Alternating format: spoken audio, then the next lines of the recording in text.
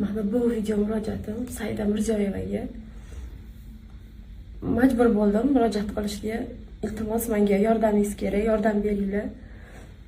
Boshqa ilojim qolmadi. O'zimni o'ldirishgacha bordim, lekin buni yordam berib foydasi yo'qligini tushunib yetdim.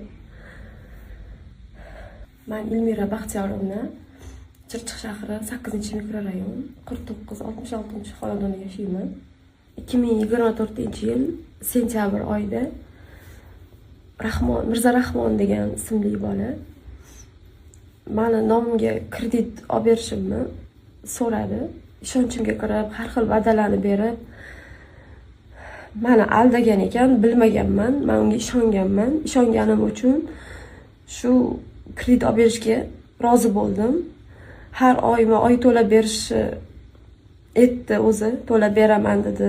Tilxat ham yozib berdi, har oy to'lab beraman, kredit to'lamaguncha yoningda turaman deb ishonchimga kirib, katta summada uyimni zalogga qo'yib, kredit olib berishimga majbur qildi meni. Chirchiq shahri 9-mikrorayondagi 102 xodimlarga murojaat qildim. Dekabr oyida, уже 6-7 oy bo'ldi. Umuman ishimni ko'rib berishmayapti. Shuning uchun majbur bo'ldim. 1,5 yildan beri o'zim to'lab kelaman. Oyiga 10 milliondan. Buni hech kimga aytganim yo'q.